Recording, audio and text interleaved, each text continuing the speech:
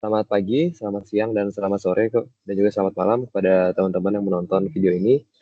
Video ini merupakan video hasil dari KKN tematik Undip 2024 yang dilaksanakan di Desa Rawoboni, Kabupaten Semarang.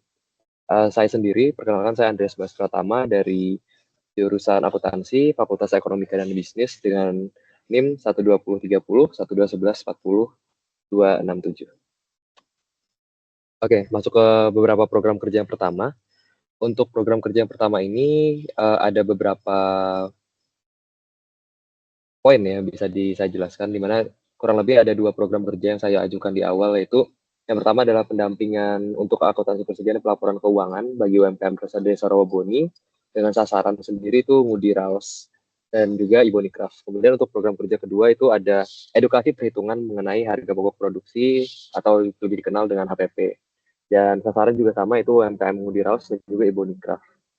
Kenapa saya menjelaskan ataupun kenapa rancangan kerja saya 2 program ini, dikarenakan dalam UMKM Rawaboni sendiri dan juga di Ibonikraf, itu hanya mereka tuh masih kurang lah untuk pelaksanaan perhitungan maupun pembukuan dari sistem UMKM mereka. Dengan berbagai alasan tentunya, entah itu memang tidak ada waktu dan juga tidak adanya suatu rutinitas dalam melakukan pencatatan. Sehingga dengan bantuan aplikasi Siapik ini semoga bisa dibantu menjadi sesuatu yang rutin. Kemudian untuk HPP sendiri, kenapa sangat penting untuk di Desa Rawaboni ini dikarenakan adanya UMKM dan juga Ibu Nikraf ini hanya masih berfokus dalam bidang produksi saja, belum sampai tahap entah itu penjualan maupun pendistribusian barang gitu. Jadi ya sangat penting untuk mulai bagaimana harga pokok produksi ini dihitung supaya mereka tidak rugi di kedepannya. Kemudian ini ada metode pelaksanaan sendiri yang kurang lebih hampir sama, di mana pertama penyesuaian modul sendiri dan juga melalui kita eksekusi dan melalui program yang akan dilaksanakan, entah itu melalui web ataupun aplikasi dan juga ke spreadsheet seperti yang dilakukan di HPP.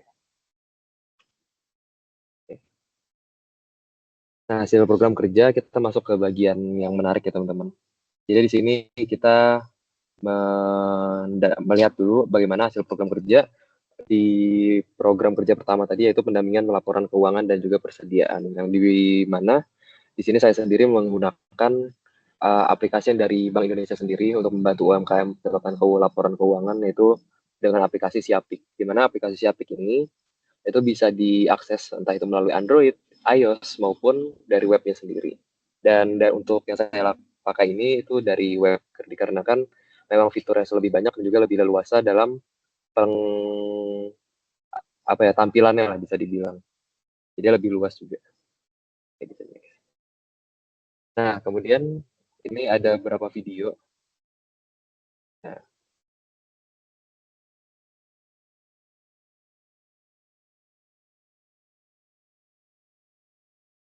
oke. Nah, jadi itu merupakan sosialisasi yang saya lakukan kepada Ketua Ngudi Raos, yaitu Ibu Rumaika.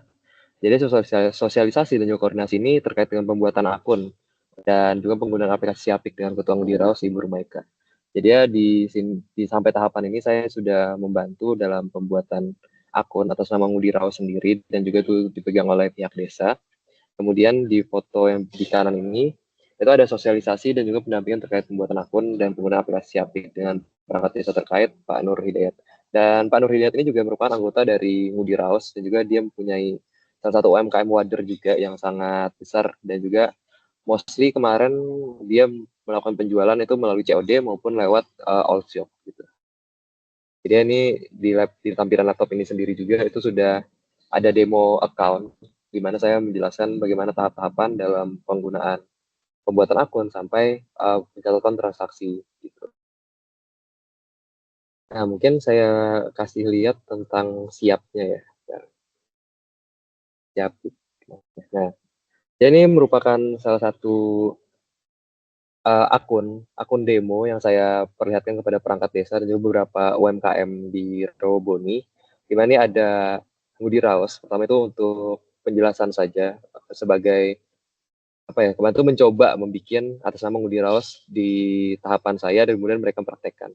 Kemudian di sini ada beberapa akun juga saya bikin, ada KKNT Rawaboni dan juga 1001 Mata Air, itu istilah yang dipakai di Desa Rawaboni gitu.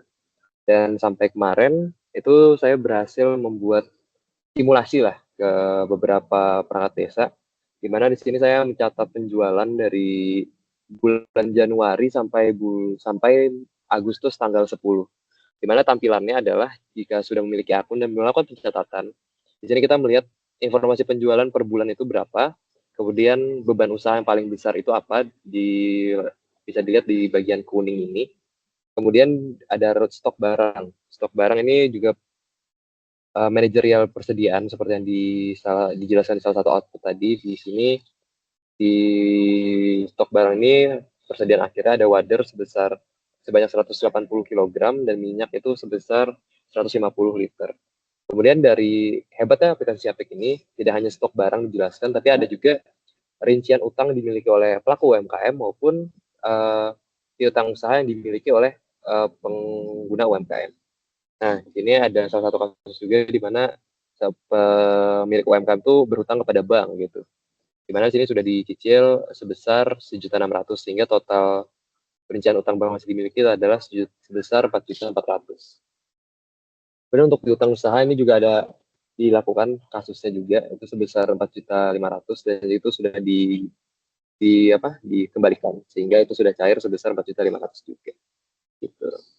Kemudian ini ada beberapa laporan keuangan yang tersedia, tapi untuk level UMKM sendiri itu saya bagi menjadi beberapa saja, itu laporan posisi keuangan atau neraca, kemudian laporan laba rugi untuk melihat apakah untung atau rugi dari suatu laporan, kemudian ada laporan arus kas, di mana itu kita melihat bagaimana ataupun seberapa banyak suatu uang itu keluar dalam suatu UMKM. Kemudian ada transaksi dan segala macam, itu sudah gampang. Dan jika suatu UMKM itu memiliki badan baru lagi ataupun bidang baru, itu bisa melakukan penambahan di berbagai sektor. Ada sektor jasa, perdagangan, manufaktur, dan masih banyak lagi yang bisa menyesuaikan keadaan dari masing-masing individu maupun pelaku usaha UMKM di Robon. Oke, kita kembali ke KPP. Nah, nah untuk bagaimana saya melakukan penyuluhan itu adalah melalui modul sendiri yang saya bikin, di mana ini ada 2 halaman, di mana di halaman pertama ini lebih ke apa itu Siapik dan juga kegunaan Siapik dan juga keunggulannya apa sih jika dipakai oleh masyarakat Rawaboni. Kemudian di halaman kedua itu lebih ke teknis, di mana itu pentingnya memisahkan keuangan pribadi dan juga usaha. Kemudian di halaman tengah ini saya ada menyiapkan link download dari aplikasi entah itu dari Android maupun web. Untuk iOS belum saya masukkan dikarenakan dari pelaku UMKM sendiri itu kebanyakan masih menggunakan Android, jadi saya menggunakan yang lebih universal saja. Kemudian di bagian bawahnya itu ada alur penggunaan. Dalam artian ini adalah bagaimana mulai dari menginstal sampai registrasi usaha sampai di akhirannya adalah menginput transaksi yang ada. Kemudian seperti yang saya bilang tadi soal laporan, saya mengarahkan itu lebih ke 3 laporan utama yang biasa dipakai di UMKM, yaitu ada laporan neraca, laporan laba rugi, dan laporan arus kas. Dan angka-angka maupun akun-akun yang ada di laporan ini itu saya ambil berdasarkan demo account yang tadi saya perlihatkan di sebelumnya gitu. Nah, ini juga akun-akun yang saya bikin tadi ada Ngudi Raos itu sebagai salah satu contoh lah bagaimana cara membuat akun oleh pelaku usaha UMKM. Kemudian ada KNT Rawaboni, itu merupakan demo account yang saya bikin tadi dari jurnal Januari sampai Agustus tanggal 10, maaf. Kemudian ada 1001 Mata Air itu sebagai salah satu contoh saja bagaimana cara membuat akun kepada pelaku UMKM lain. Nah, ini juga laporan posisi keuangan yang saya ambil dari akun KKNT Rawaboni sebagai demo account. Jadi di sini saya mengambil dari per Juli saja, per Juli 2024, dikarenakan pada tanggal 10 Agustus itu belum 1 bulan pencatatan ya, jadi sehingga dari aset maupun penghasilan, beban, dan juga pengeluaran itu belum balance sepenuhnya. Jadi saya ambil paling baru sebelum Agustus, yaitu Juli 2024. Di mana nanti pelaku UMKM jika sudah memiliki akun dan juga mencatat dari awal sampai akhir, itu sudah otomatis langsung termasuk lah ke dalam laporan keuangan dari berdasarkan transaksi yang mereka input. Mulai di sini kita lihat dari laporan posisi keuangan, kasnya ada berapa, kemudian jumlah aset ada berapa, utang bank ada berapa, modal ada berapa, dan sejenisnya. Dan untuk laporan laba rugi sendiri, ini kita bisa melihat berapa sih sebenarnya keuntungan dari suatu bulan, dan juga di laporan arus kas sendiri ini juga ada penerimaannya berapa, kemudian juga pengeluarannya berapa, dan juga apakah di saldo akhir itu memiliki kerugian apa atau malah untung. Demikian untuk program kerja 1, kita akan beralih ke program kerja berikutnya, yaitu edukasi perhitungan HPP. Nah, di sini ada beberapa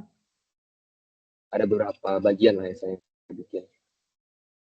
Nah, jadi di video itu merupakan video di tengah itu merupakan video saya melakukan sosialisasi dan juga edukasi mengenai perhitungan HPP kepada kepala dari Ibu Nikraf sendiri, yaitu Ibu Uswatun. Yang dimana itu di bagian foto bagian kiri itu merupakan dokumentasinya, di mana itu adalah soal COGS dan juga atau bisa dikenal dengan HPP. Nah, jadi di HPP sendiri itu saya bikin suatu spreadsheet kalkulator yang ada di internet, saya gabungkan sehingga nanti jika mereka menginput suatu data penjualan dan juga sebagai barang-barang apa yang mengeluarkan biaya selama proses produksi, itu nanti akan langsung terintegrasi kepada menjadi suatu laporan keuangan yang bisa diotomatisasi gitu. Nah, kemudian saya tidak juga berhenti di Ketua Biro sendiri, saya juga menjalankan edukasi ini kepada mitra-mitra yang salah satunya adalah Ibu Wahyu yang berada di bagian kanan ini. Nah, untuk modulnya sendiri, ini hampir sama seperti yang tadi saya bikin di program kerja 1, di mana ada 2 halaman. Di halaman pertama itu lebih menjelaskan basic apa itu sih sebenarnya HPP itu, dan juga pentingnya apa sih, gitu. Nah, di proses akhir itu lebih ke teknis, yaitu langkah perhitungan HPP, biaya, dan beban apa sih yang termasuk dalam biaya HPP, dan kemudian output dari perhitungan HPP, gitu. Nah, ini salah satu template output dari laporan keuangan yang jika di-input di kalkulator. Kita lihat saja kalkulator langsungnya.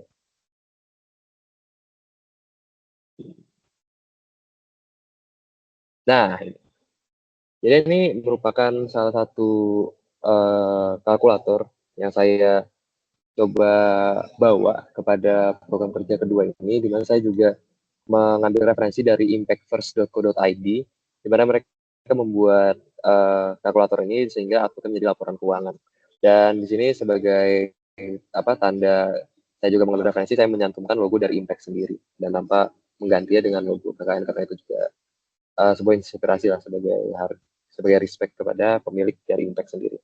Nah, jadi di sini dari Ibu Nikraf itu meminta datanya itu hanya sampai Juli, dikarenakan hampir sama alasannya seperti si Apik tadi, Agustus belum lewat 1 bulan, sehingga untuk 1 bulan catatan itu masih belum balance dan juga belum mencukupi.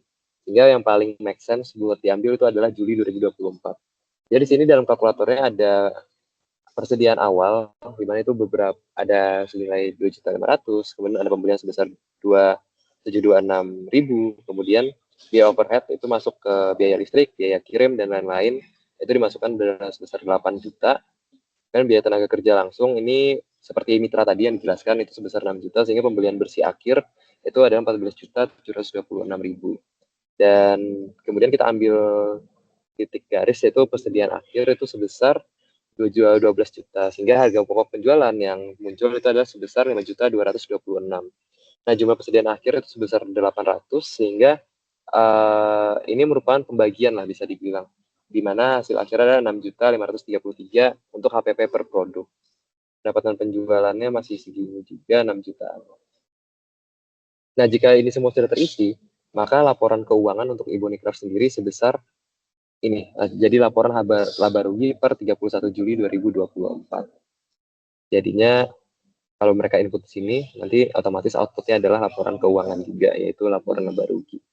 Ini merupakan hal yang sangat baik ya, di mana Impact.first ini juga membantu materi sangat baik juga, sehingga saya bisa mengambil materi dari kalkulator ini sehingga menjadi laporan laba rugi. Terima kasih. Oke, kita balik ke PPT lagi. Nah, ini salah satu contoh kalkulator yang saya bilang tadi.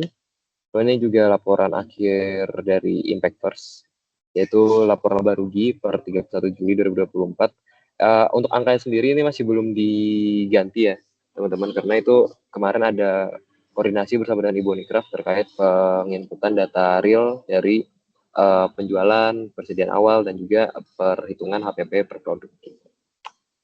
Oke, sekian hasil kinerja dari KKN Rawuboni Undip 2024 yang dilakukan oleh Andreas Pratama dari jurusan akuntansi Fakultas Ekonomi dan Bisnis.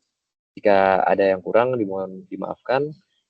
Terima kasih telah menonton dan semoga semuanya berakhir dengan baik.